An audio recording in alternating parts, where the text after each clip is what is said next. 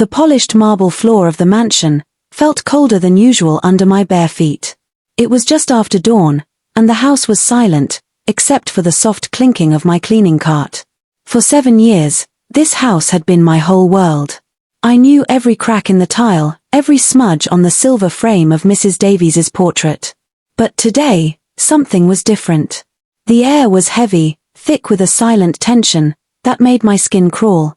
I was just finishing up the main hall when Mrs. Davies swept in, her face a mask of cold fury. "Amara," she said, her voice sharp as glass.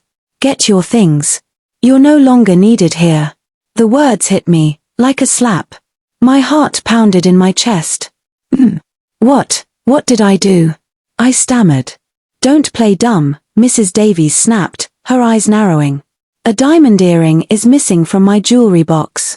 You were the only one in the room yesterday." My mind reeled. It couldn't be. But I didn't take anything, I swear. "Security footage shows you leaving the room, and I haven't been in there since." Her voice dropped to a dangerous whisper. "I'm not calling the police. Just get out. Now." She pointed a manicured finger toward the back door. I stood there, frozen in shock, as my life unraveled in a single, cruel moment. No family. No savings. Nothing but the clothes on my back, and the small bag with my few belongings. The door to my old life slammed shut behind me, leaving me utterly alone in the brutal morning light. The city was a loud, unforgiving monster, and I felt like a tiny insect on its concrete skin. The small amount of money in my pocket wouldn't last the day. I had nowhere to go. No one to call. As the sun climbed higher, the shame and fear grew heavier than my bag. I found a quiet street corner, under the shade of a massive baobab tree, a small piece of home in this foreign world. I sat there, watching the world rush by. Tears of helplessness stinging my eyes. Hours passed. People walked by without a second glance. It was as if I were invisible. My stomach growled, a hollow, painful ache. The weight of my new reality crushed my spirit. Just as I was about to give up, a sleek black car pulled up to the curb. It was a luxury vehicle, the kind I had only ever seen from a distance. The back window rolled down, and a man with kind, but serious eyes looked out. He was dressed in a simple, but expensive-looking suit. He looked directly at me, not with pity, but with a strange, searching gaze.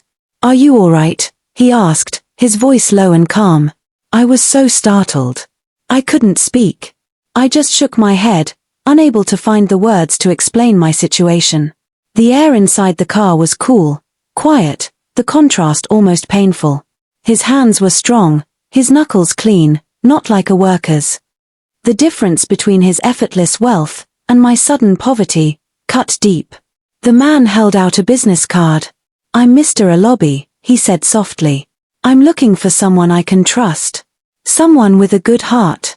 And I believe I just found her. I'm building a new business, something from the ground up, and I need a personal assistant. No experience needed. Just honesty, and a willingness to learn. Can you do that?" I stared at the card. The name was famous. David Alobi, a real estate mogul. This couldn't be real. It felt like a cruel joke. "Why me?" I whispered. "You don't even know me." "I have my ways of knowing things," he replied with a faint smile. "I saw how you were treated just now. And I know the Davies family. A lot of people owe them a lot of money. They take what they can get, even if it isn't theirs." My jaw dropped. He had seen the entire event. The thought was terrifying and comforting all at once. "But I'm just a maid," I said softly. "You're a survivor," he corrected, his voice firm. "And that's worth more than any resume. The job comes with a furnished apartment, a good salary, and a chance to build something real." He leaned closer. "Think about it. My driver will be back here in 1 hour. If you're here, we'll talk. If not, I wish you well." With that, the window rolled up, and the car drove away, leaving me with a business card in my hand, and my mind in a whirlwind. I clutched the card tightly, the edges soft from my anxious grip. I thought about Mrs. Davies, the injustice, the humiliation. And then I thought about Mr. Alobi's words. A chance. An opportunity. It felt like a trap, but what did I have to lose? I had already lost everything. The hour stretched on, each minute an eternity. I imagined what my life would be like if I didn't take the chance. Sleeping on the streets, begging for food, my future bleak and hopeless. Just as my hope began to fade, the black car returned. The driver, a kind-faced man in a crisp uniform, opened the back door. "He's waiting," he said simply. My heart hammered. I was terrified, but something deep inside me, a spark I thought was gone, told me to take the leap of faith. I slid into the back seat. The leather was soft, the hum of the engine the only sound. The car pulled into the business district, skyscrapers rising high above. This was the moment of truth. Mr. Alobi was waiting in a stunning corner office, floor-to-ceiling windows, the city stretched out like a painting. "You came," he said warmly. "I'm glad. My first task for you is simple. Go to this address." He handed me a key and a slip of paper. "Clean it. It's a bit of a mess. I need to see how you work. Not as a maid, but as someone who takes pride in a job well done." My shoulders sagged slightly. "Is this a joke?" I asked, my voice cracking. He shook his head. "No joke. This is the first step. It's a one-bedroom apartment. I need it ready by tomorrow morning."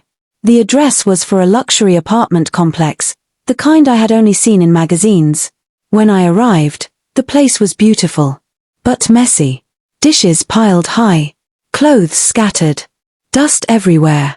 I sighed and got to work. I cleaned with purpose, with pride. For hours, I worked not as a maid, but as someone fighting for her future. The next morning, Mr. Alobi arrived. He walked through each room, scanning every detail. My heart was in my throat. I had worked all night. He picked up a teacup, ran his finger along the rim, and smiled. "Perfect," he said. "This is exactly what I was looking for. Not a maid, but someone who sees a task, and does it right. No matter what." He gestured for me to sit. "The apartment is yours. The salary starts today. You'll be my personal assistant, my right hand. I need someone who understands people. Someone who can see things others miss." Tears welled in my eyes. The apartment was mine. Yesterday, I had nothing. Today, I had hope. He slid a document across the table. "Your first official task is to sign this. It's a non-disclosure agreement. My business is very sensitive, and I need to be able to trust you completely."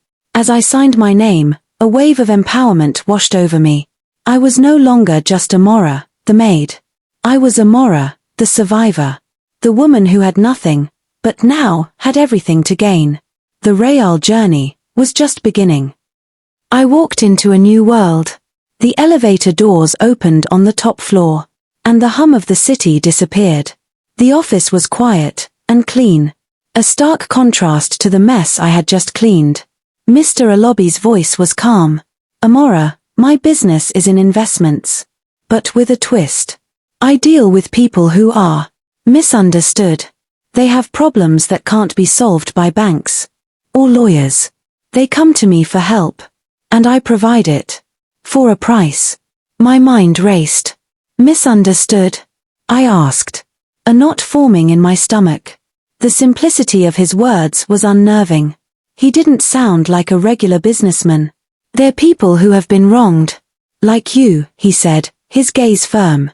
"People whose reputations have been destroyed, whose money has been stolen, whose families have been broken. I help them get back what's theirs. The non-disclosure agreement is to protect them. And me. No one can ever know how I do it."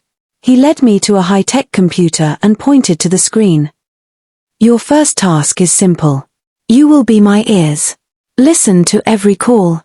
Transcribe every word. Find the truth in what people say. And what they don't say. I need to know. Everything." I looked at the screen, and my heart hammered against my ribs. A phone call was already connected, and a man's voice, thick with anger and despair, filled the silent office. This was not a normal job. It was a world of whispers. and secrets. My journey as a maid was over, and a new, more dangerous one was just beginning. The first few days were a blur of voices and emotions. I listened to hours of phone calls. A woman who lost her life savings to a scam artist. A family whose land was stolen by a powerful corporation. I transcribed their stories. My fingers flying across the keyboard.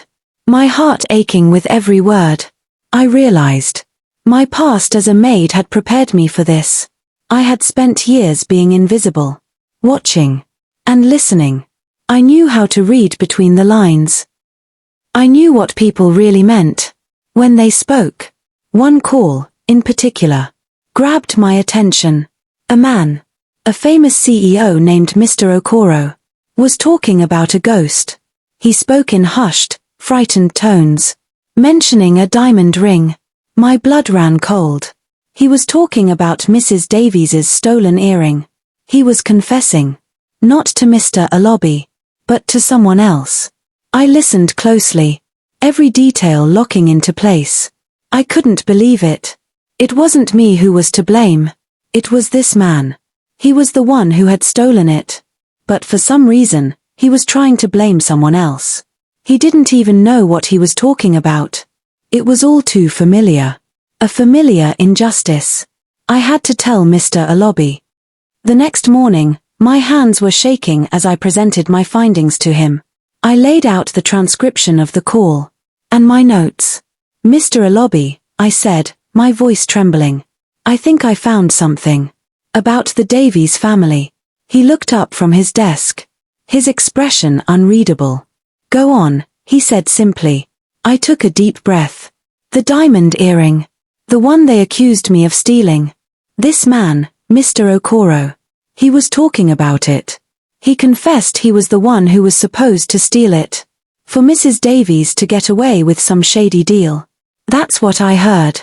He also confessed that Mrs. Davies wanted him to give a false story. About the diamond. It was all a set-up. A long silence followed. Mr. Alobi just looked at me. A thoughtful expression on his face. He didn't seem surprised. Or angry. Or even shocked. He just nodded slowly. I knew they were dirty, he said, his voice low. I just didn't know how far they would go. Thank you, Amara. You just showed me the one thing I needed to see. Your eyes are a lot sharper than any camera. I felt a surge of pride. And relief. For the first time. Someone had believed me. And for the first time. I had a chance to do something about it. So, what do we do? I asked. My voice now steady. Mr. Alobi leaned back in his chair. We expose them, he said. But we have to do it my way. We'll use the information you've gathered. To bring them down. We'll show the world the real truth about them. This is not just about you. It's about everyone they have wronged. He explained his plan. He had been quietly gathering evidence on the Davies family for months. But he needed a final piece of the puzzle. My discovery was that final piece. He had a whole team of people working for him. But I was the one who found the most important evidence. I had a new role now. I was part of the team. We would leak the audio of Mr. Okoro's confession. Along with all the other evidence he had been gathering. It would be a huge scandal. The Davies family's carefully crafted reputation would be destroyed. I looked at Mr. Alobi, a man who had given me a second chance, a man who believed in me when no one else would. I wasn't just a maid anymore. I was a warrior. The next few weeks were a whirlwind. I worked tirelessly with Mr. Alobi and his team, piecing together the final details of the plan. I watched as the news broke. The leaked audio of Mr. Okoro's confession went viral. The Davies family was at the center of a massive scandal. The public was outraged. The media was in a frenzy. I watched a news report on a large screen in Mr. Alobi's office. The reporter stood outside the Davies' mansion, now surrounded by police cars and angry protesters. Mrs. Davies was being led away in handcuffs. Her face a mask of shock and defeat. The cold fury I had seen in her eyes was gone. replaced by a hollow, vacant stare. The mansion, once my world, now looked like a prison. I turned to Mr. Alobi, my heart filled with a mixture of sadness and triumph. "They're gone," I said quietly. "Yes," he replied. "Justice has been served. And you, Amara, you were the one who made it happen. You got justice for yourself. And for everyone else they have wronged." A few months later, I was no longer a maid or a secret assistant. I was the head of a new department in Mr. Alobi's company, a department that specialized in helping people who had been wronged. My first official task was to oversee the recovery of all the properties the Davies family had stolen. It felt like a dream. I was in my own office, a beautiful space with a large window overlooking the city. I was wearing a tailored suit, my hair in a neat, professional bun. I was no longer just Amara, the maid. I was Amara, the new boss. My story was no longer about being thrown out with nothing. It was about what happened after. It was about how a second chance, a little bit of trust, and a whole lot of hard work could change everything. My journey was just beginning. It was not a happy ending. It was a new beginning.